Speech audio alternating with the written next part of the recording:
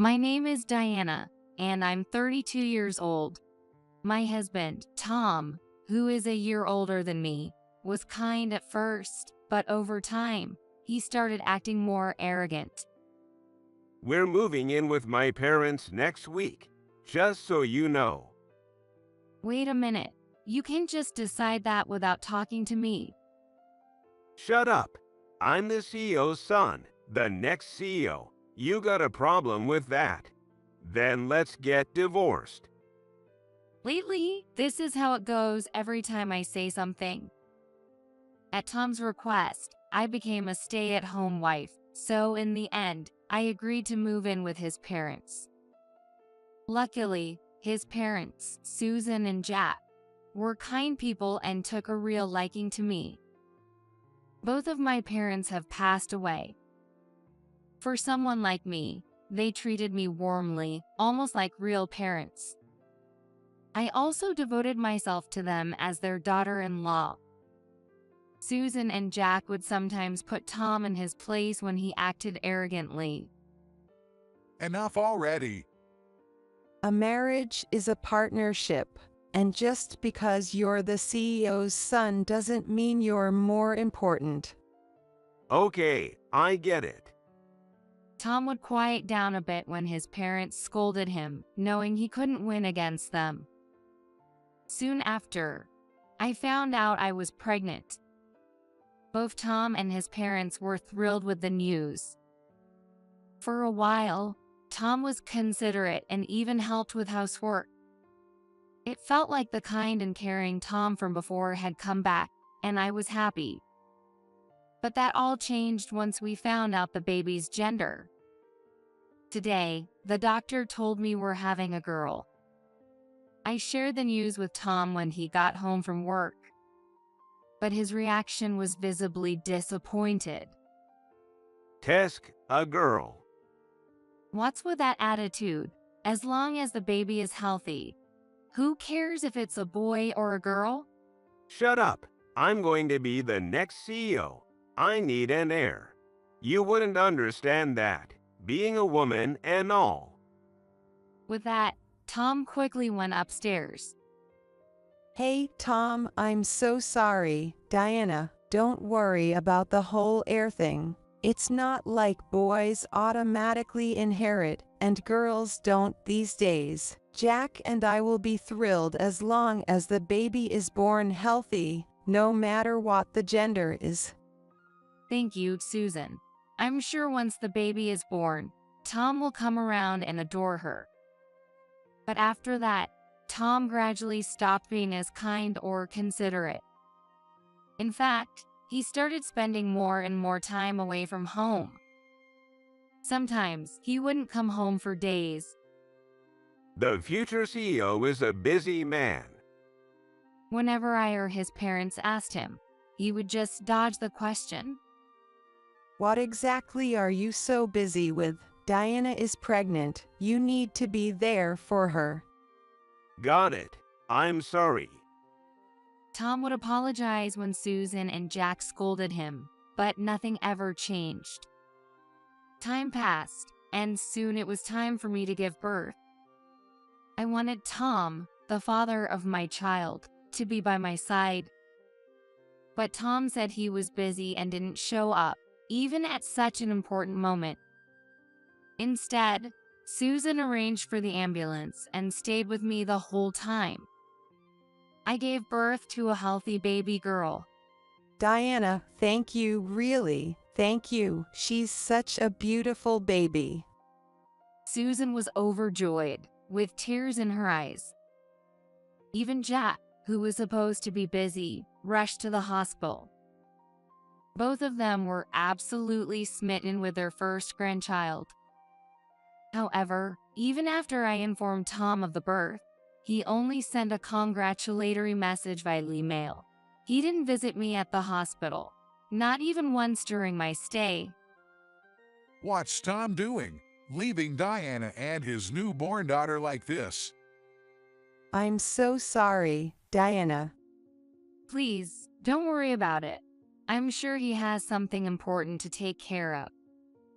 I tried to calm down the angry Jack and comfort the apologetic Susan. Even when it was time for me to be discharged, Tom never showed up. Right after I got discharged from the hospital, Susan and I named the baby Emily and sent Tom a message. Sounds fine. But that was all I got in response from him. Tom was still rarely home. When I asked if he could come with me to file the birth certificate, all he said was that he was too busy. Susan, could you come with me to file the birth certificate? Of course, I'd be happy to. Susan drove us to the state office. After we got out of the car, she offered to carry Emily. Thank you for everything, truly.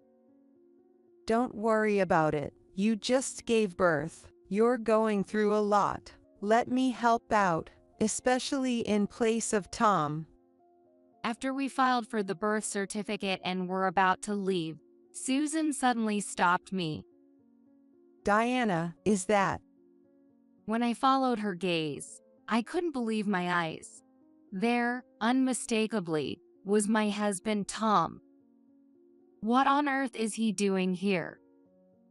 Tom was with a young blonde woman, and they were at the counter receiving a maternity health record. Tom had his arm around her shoulder, and with a big smile, he told the clerk, Our first child is due next month. The woman, rubbing her belly, smiled up at Tom and said, I can't wait. You're going to be such a great dad. My mind went completely blank. Even though I was in shock, part of me was analyzing the situation. The reason Tom was frequently away from home and indifferent to me and Emily was because he had been cheating and had fathered a secret child. Diana, I don't even know how to apologize. Susan, realizing the same thing I had, spoke to me in a pained voice. Susan and Jack had been so good to me. I didn't want to lose them. But I knew I couldn't stay married to Tom any longer. I'm sorry, Susan.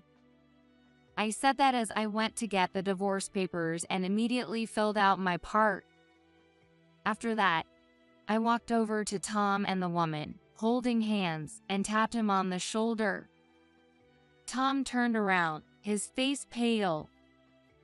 Diana, what are you doing here? I came to file our daughter's birth certificate. But more importantly, who is this woman? I heard her say she's expecting your child next month. What's going on? I saw you getting the maternity record. You owe me an explanation. No, this isn't what it looks like. Not what it looks like. What exactly isn't it? The woman, who had linked her arm with Tom's, answered confidently. So, you're Diana, you've guessed it right. I'm Victoria, and I'm pregnant with Tom's child. He loves me so much more than you. Is that true? I can't believe this. While I was pregnant and giving birth. I glared at them, but Tom, emboldened by Victoria's attitude, snapped back. Yeah, so what? You got a problem with that. I can't be satisfied with an old hag like you. It's a man's instinct to be attracted to younger women. And it's also in our nature to spread our seed and have as many kids as possible. You think you can excuse everything by calling it instinct? I can't live with someone who acts like an animal. Sign the divorce papers. Yeah, fine by me. Victoria's way younger and prettier. Plus she's having a boy.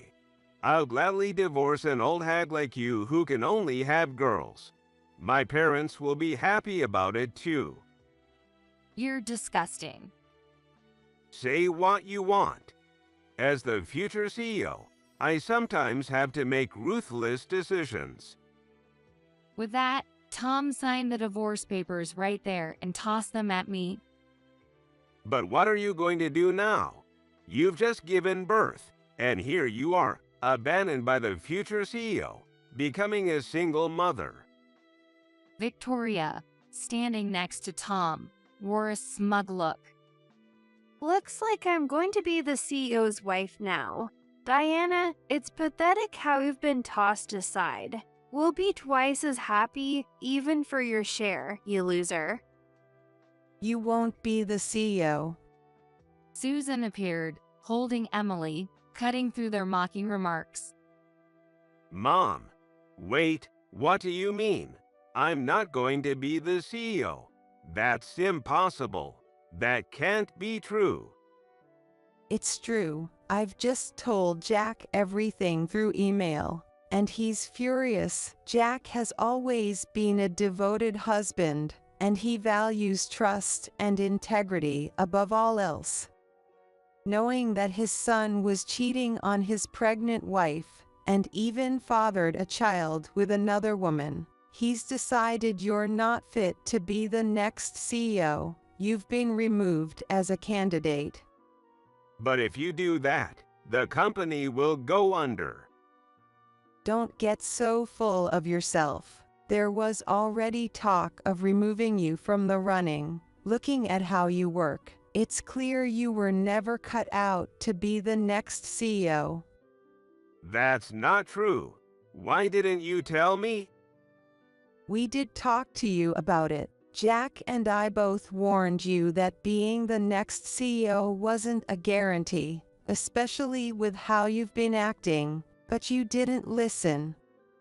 You shrugged it off, saying, "It's just a threat, right? I'm your only son. Who else would they choose?" You remember that, don't you? Well, this whole ordeal made us realize that a hereditary system is outdated. The next CEO will be chosen from the employees. There are plenty who are more competent than you, and both Jack and I are cutting ties with you.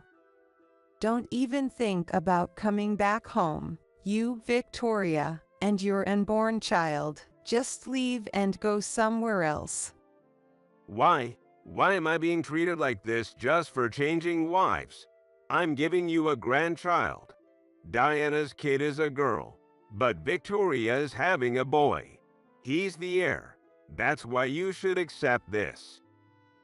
A child's gender, that's irrelevant. The child is innocent, but I will never recognize him as my grandchild, and I won't leave anything for him to inherit. Wait, what does that mean? Does that mean I won't be the CEO's wife? Victoria grabbed Tom in a panic, shaking him, but Susan glared at her coldly. I would never want a vulgar woman like you as my daughter-in-law, not even in death. Intimidated by Susan's glare, Victoria fell silent, looking scared. All right, fine. If I get back together with Diana, everything will go back to normal, right? Diana, I realize I was wrong. I'll dump Victoria. Let's start over and raise our daughter together. So don't file those divorce papers, okay? Tom reached for the divorce papers, trying to take them from me. Too late. I've already filed them. While Tom and Susan had been arguing, I had already submitted the papers. What? You just filed them. It's not too late. You can still cancel it. Go cancel it right now. No, why would I? I don't need you anymore, not as a husband or as a father. Think about it. Raising a child on your own is hard. If we get back together, you could still be the CEO's wife. You said Victoria, young and beautiful, was better, didn't you? That was a mistake. It's you I love, Diana. Only you. Tom desperately pleaded, but it was obvious he was only trying to hold on to his position as the next CEO. What? Are you kidding me? You told me over and over how much more you loved me than Diana. Now you're just gonna turn around and beg your ex-wife to take you back? Have you no shame? Shut up. It's your fault for dragging me to the office to get the maternity record. This whole mess is because of you. What? Are you seriously blaming me now? You're the married one here. You're the one at fault. You seduced me. You used a man's instincts against him. This isn't my fault. There you go again, using instincts as an excuse. Like Diana said, you're worse than an animal. And I only went after you because you said you'd be the next CEO. Now you're telling me everything's different. And now you think you can just dump me and our baby. I won't let you get away with it. You're taking responsibility for this. I'm not canceling the divorce, no matter what. The two of them continued shouting at each other, loud enough that people at the office started watching. By this point, Tom and Victoria no longer cared about being seen. Susan and I turned our backs on the two of them and headed to the car. Once I got inside, a wave of exhaustion washed over me. Suddenly, sadness hit, and tears started falling. Tom had betrayed me. The man I thought I knew, the man I had trusted, was really someone like that. I'm so sorry, Diana. I truly am. It's my fault for raising Tom this way. Where did I go wrong? I don't even know how to apologize. It's not your fault, Susan. In fact, I'm really grateful for everything you said to him. Just then, Emily started fussing. It seemed like her diaper was wet. As I changed her diaper, I realized now wasn't the time to be crying. The one who really has it the hardest is Emily. I need to be strong as her mother. When we got home, Jack also apologized to me, repeatedly expressing his regret for Tom's actions. Please, there's no need for that. If anything, I should apologize. Tom was supposed to be your company's heir, and now you've even gone so far as to remove him from being the next CEO because of me. Don't worry about that. If Tom had become CEO, it would have brought the company down. He'll be paying you alimony and child support in full. And, if I may, I have something to ask you. Would you consider becoming our daughter? Of course, we'll help as much as we can with raising Emily. I don't know what to say. Are you sure? Absolutely. To be honest, even without all this with Tom, I've always wished I had a daughter like you. The thought of becoming distant just because of him is too painful. Thank you. I'm truly grateful for being able to remain part of your family. As I began to cry again, Susan gently hugged me. I officially became the adopted daughter of Susan and Jack. I also filed for alimony from both Tom and Victoria, and made Tom pay child support. With Susan and Jack's help, both the alimony and child support were paid in full. Why do I have to pay alimony? Since Victoria refused to pay, Tom ended up covering both their shares from his savings. As a result, he ended up in debt. Afterward, Tom was fired from the company he had been working for, thanks to Jack's connections. It wasn't just because of the affair and the secret child. Victoria wasn't working, and Tom had been supporting her. It turned out he had been embezzling money from the company to support his mistress, Victoria. When Jack found out about this, he was furious. He immediately fired Tom and demanded repayment for the embezzled funds. I thought the company's money was my money as the CEO's son. That's what Tom claimed, but there was no way such an excuse would ever hold up. In the end, Tom's debt grew even larger, and now he was both jobless and deep in debt. I'm not sticking around with a husband who's not only jobless, but a failure as the future CEO. Victoria reportedly yelled at him, but it was her own fault for believing Tom when he said, The company's money is mine, and living off the embezzled funds, fully aware of what he was doing. Why should I have to work? Making a pregnant woman work is the worst. When Tom begged her to work to help pay off the debt, she apparently became furious. I also have to work for Emily's sake. I started working part-time at Jack's company. While I was working, Susan took care of Emily for me. My hard work was recognized, and I was later promoted to a full-time position. I remarried a kind man I met there, who was a former colleague of Tom's.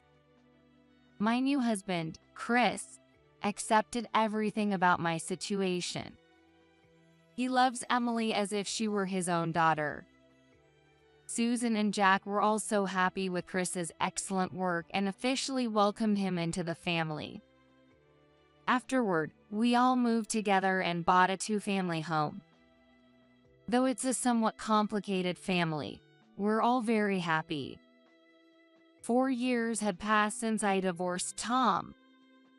As I watched Emily playing in the yard, a man with a haggard face suddenly spoke to her. Hello there, little girl.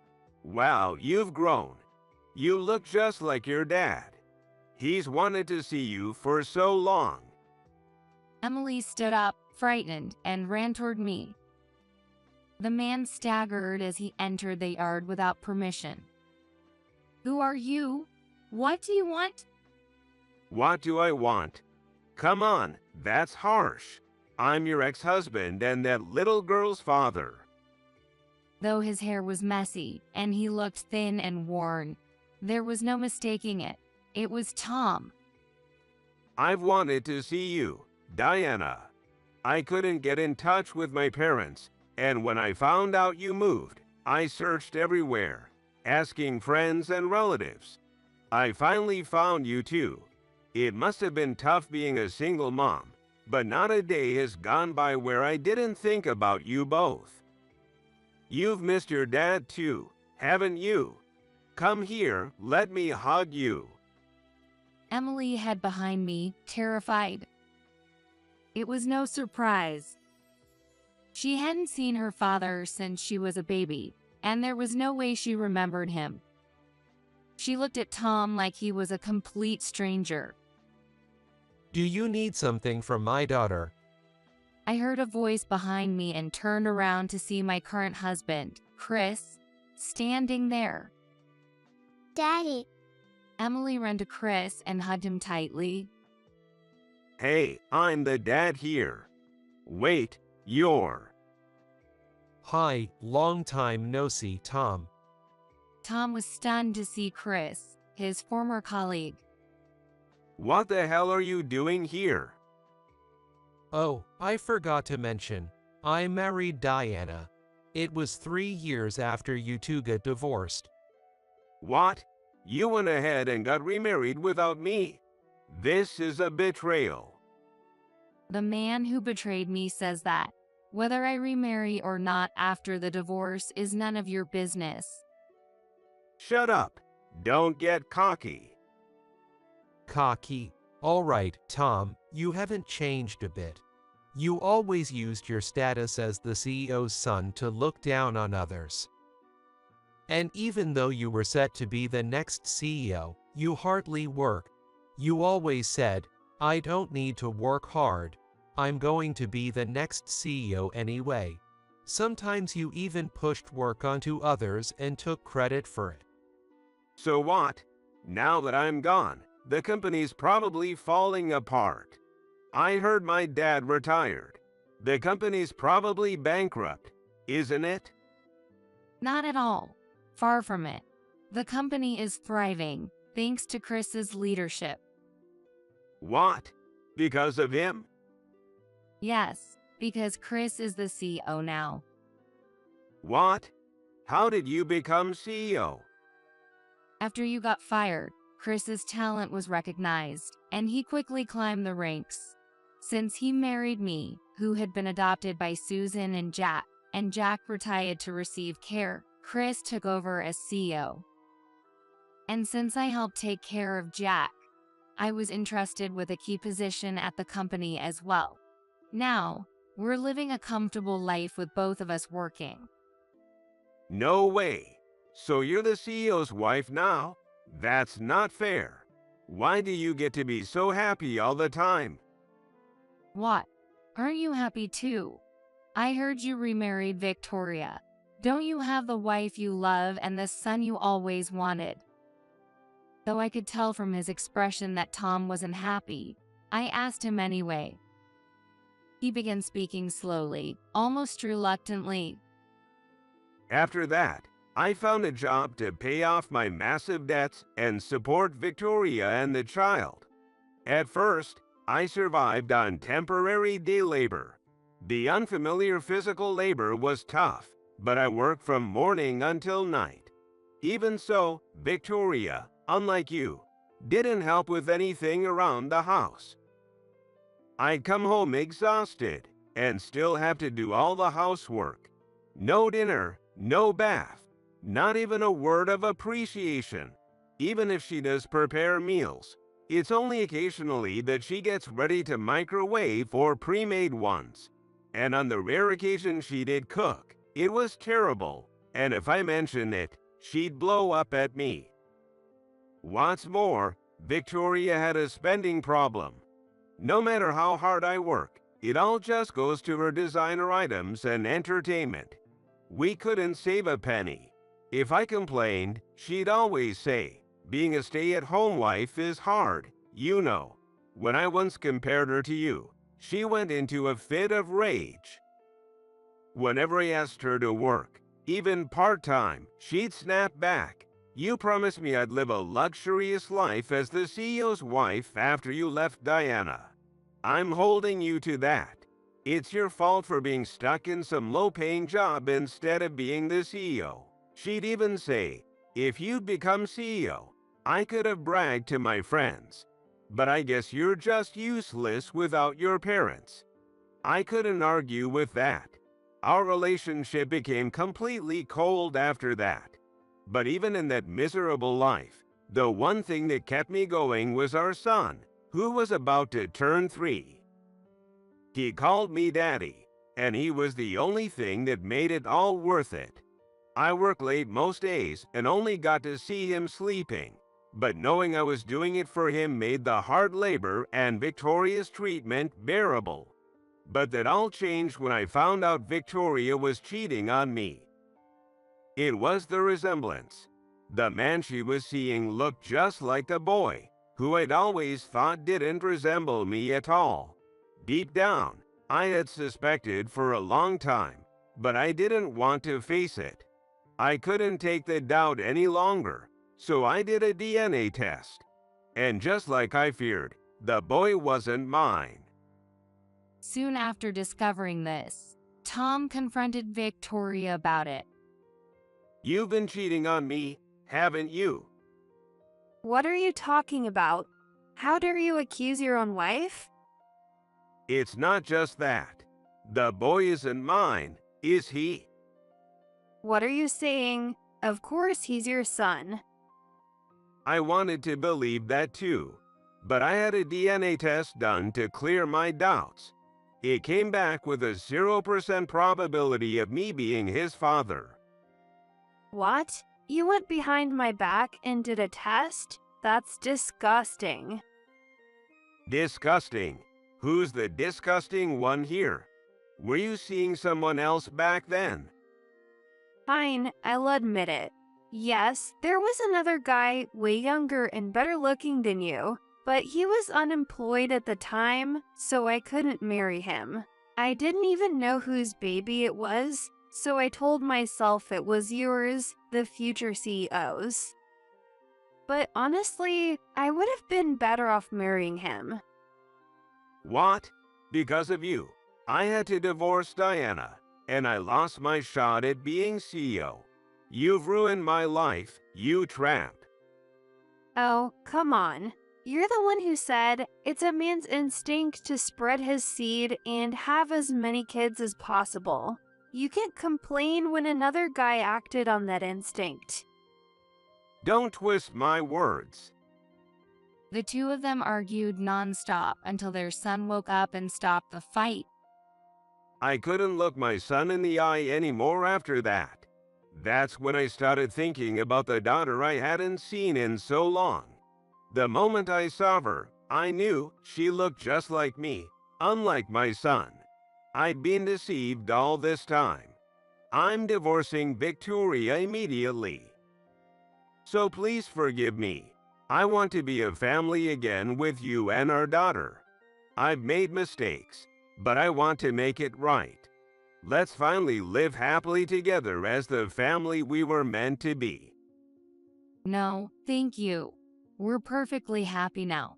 Don't think there's any place for you in our lives anymore.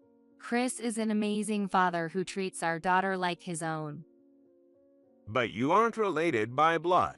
I'm her real father. She should be living with her true dad. Right, sweetie? You'd rather be with your real dad, wouldn't you? Emily shook her head and clung to Chris. I don't know you. This is my daddy. I love him. No, you've been misled. He's just a fake. I'm your real dad. You're the fake. Go away, fake. Hearing his own words thrown back at him, Tom was left stunned. You've never held Emily or even met her once, so don't act like her father now. Her reaction is completely natural. By the way, do you even know our daughter's name? Her name? Yes, her name. I told you when we decided on it, didn't I? I had noticed that Tom hadn't used our daughter's name once during the entire conversation. When we first chose her name, I had sent him a message, and his reply was indifferent. That was the only time he had a chance to know her name. Most likely, he didn't care at all back then, probably because he was with Victoria at the time. As expected, Tom's eyes began to dart around nervously. Well, what was it again? Nancy? Wrong. A man who doesn't even know his daughter's name can't call himself a father. And for the record, I would never get back together with you. Besides, I'm pregnant with Chris's child now. I said this while placing a hand on my belly. By the way, it's a boy, this son you always wanted. You called me a useless woman who could only have girls, didn't you? Well, I don't really care about the gender as long as the baby is healthy, and I'm certainly not going to force him to inherit any company. This can't be happening.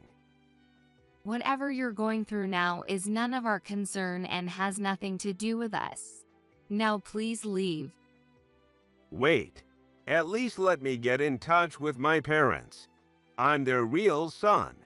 If I tell them I'm in trouble, they'll help me. They supported you during the divorce, so they'll help me get alimony from Victoria. Please. I don't know anything about that, but Jack and Susan have made it clear they don't consider you their son anymore. Like us, they don't care what happens to you. Shut up. Just let me talk to them. As Tom persisted, Chris spoke firmly. If you keep this up, I'll call the police. Whether it was from Chris's intensity or realizing he was getting nowhere, Tom stumbled off, defeated. I've heard what happened to Tom from a mutual acquaintance of his and Chris's. It seems that after all that, Tom divorced Victoria and now he's twice divorced. He tried to claim alimony, but it turned out he had also been cheating, looking for comfort elsewhere. Victoria had found evidence and used it as revenge.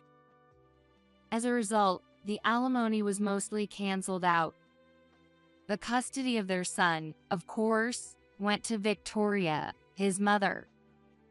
However, Tom continues to pay child support for a boy who isn't biologically his. Under American law, if you don't challenge paternity within a year of learning about a child's birth, You're legally considered the father, even if it's later discovered the child isn't yours, and you're obligated to pay child support. Above all, Tom didn't have the will to fight it. Even though we are not related by blood, I still care about him. I wish it had been the other way around. My real daughter, who called me a stranger, I wish she had been the one who wasn't related to me.